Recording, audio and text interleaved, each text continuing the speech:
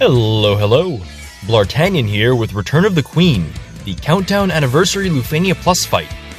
We're bringing a no synergy, no BT team featuring Lena, Payne, and Zack.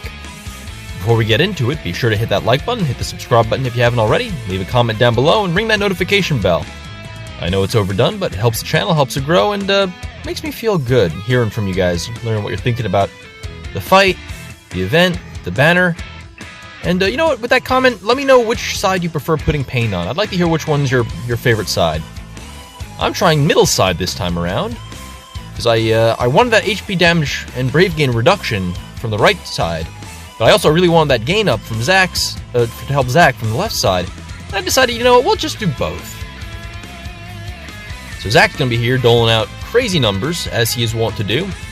Well, not actually as crazy as usual, because these guys are pretty tanky, but he's going to be our main damage for this fight. Sarah and Payne, of course, will be helping, but Zack is a very aggressive tank. This is a different sort of fight than the Twins fight in some ways, although it's largely the same. This is, of course, a rerun of the Twins Lufenia when they got their LD and BT. Technically, the boss has, I want to say 500,000 more health. Not enough that you'd notice it. If you're bringing modern kind of damage dealers, it's like one turn, basically, right? The turn count is 55, which I believe is lower than the original fight, so that's something. So you do need updated damage for this fight. Other than that, the only real functional difference is that the orb is different. Instead of dealing 850,000 damage in a single turn, hello Twins, you have to dispel a buff, or I mean let the boss act, but that only does it by 2. You need the dispel in order to really get through this, unless you're doing some kind of orb racing strategy, which is totally doable. Bring a Twins friend, blow them up, that's totally a way to do it. I mean, heck, you can watch my last video and see a version of that in action, since it goes away 50%, but if you're not doing it that way, it plays slightly differently because you want that Hope Mannequin to act and to buff your team, or buff their team so you can dispel. You still don't want Penelo acting too much because that Evanescence attack is no joke. That's, I think, the biggest difference is in the original fight, you really didn't want either of the mannequins ever acting. And in this fight, you kind of want them acting from time to time, assuming you're not just blowing the fight up. That's, I'd say, probably the big flaw with this fight's design right now is that you can just blow them up and kind of ignore the way the fight's supposed to play. But I think that's kind of par for the course right now with the state of the game. You'll see here, we're trying to get Penelo pretty low because I figure she's going to be using some kind of nasty attack at us at some point. I actually hoist myself by my own petard there, because by killing her, I bring her back with a different move, and now she has Evanescence queued up, which is annoying. The combination of Lena, Zack, and Payne should be able to survive that Evanescence attack, which is good because it's scary as heck, but it also cleanses all their debuffs, so I'd rather just not deal with it if I can. Just, we have Kurasame on them, we want to be dealing that HP damage, not having to waste time reapplying break attack and all that jazz. So if we can just, blow them up, blow that Penelo mannequin up and not deal with Evanescence, maybe if it comes back it won't be doing it again and we can buy some more time.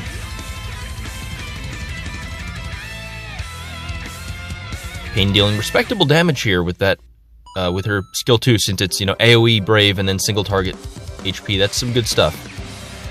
I say good damage. I mean, it's not like it's not Twins good damage, let's say. Anyway, perfect. We were hoping we could get a quick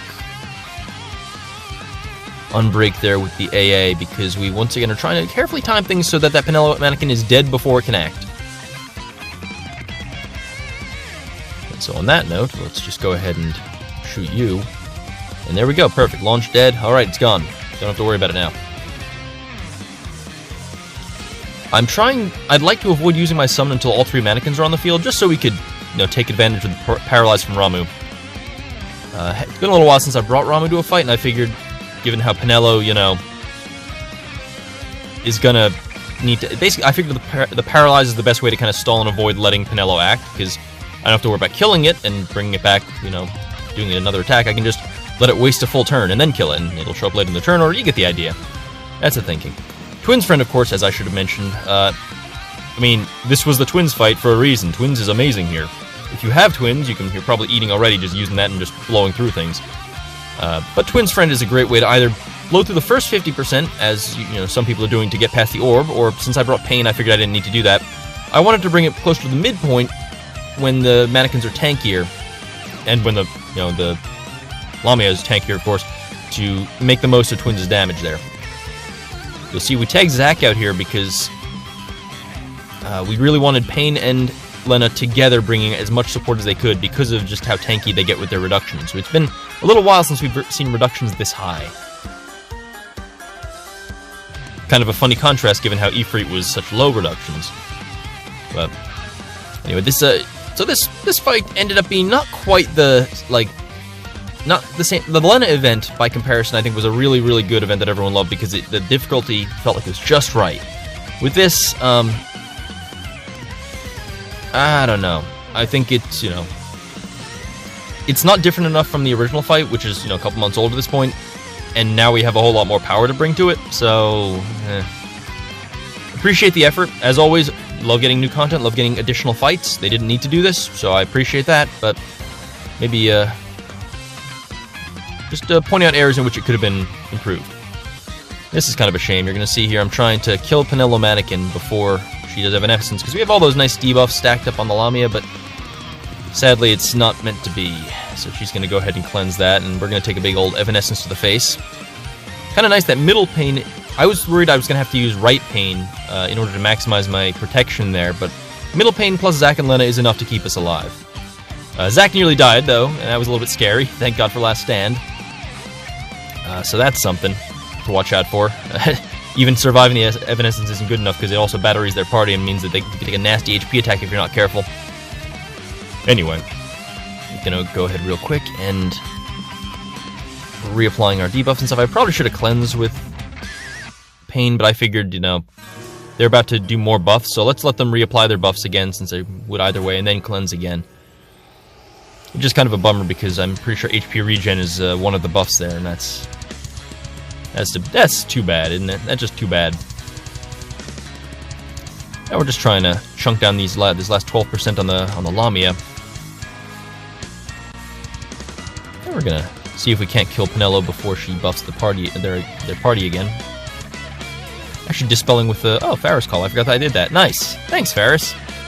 So here we go with another Evanescence lined up against us. That's just delightful. Yeah, this last part of the fight can be a little bit of a slog. I think this is where people are getting bogged down because the reductions get so high, 90-90, which I want to say is like Gylos chapter level reductions. I'm not 100% on that, but at the same time, the player character stats have gotten higher, and so that's why I think this is not quite as bad as Guy was when it came out because the units are simply stronger now. We have stuff like Lena and Pain to just jack our damage through the roof, Yeah, we're gonna go ahead and apply that Fran LD. Unfortunately, Penelo is about to cleanse, so that's a bit of a shame, but we really just want to get this Lamia dead as soon as we can. And that means maxing out that HP damage on her. If it gets cleansed, we'll just have to deal with that. The mannequins we're not worried about here. If I remember right, I think I said I was going to bring Beatrix for this fight originally. I decided to go with this combination instead because I figured it was a bit more dynamic, a bit more offensive. And I also was a little worried her EX wouldn't be ready in time to protect us against Evanescence early in the fight. So that was the reasoning there. We're at 1% on the Lamia, so that's a pain. Taking another big hit. We can go ahead and we're going to reapply Status Break here to get the stats down, which is probably me being greedy because Kennen probably should have just attacked the Lamia to kill her with Wild Throttle, get that HP regen and Brave regen off them. Now here's me once again being a little bit greedy, I think. But it's going to work out for the best. Both of those targets are dead. Now we just need to deal with this Penelo. Ugh. God dang it, Penelo Mannequin. Big old chain slashes. She's taking the full damage. There we go. There's the near 900k that we're hoping to get from Zac. Finally cleansing and closing the fight out. Or dispelling. Anyway, there we have it. Extreme TCC challenge, I guess. No BT and no greens or no synergies. That's pretty cool. I hope you enjoyed, and I'll see you in the next video. Thank you for watching. Adios.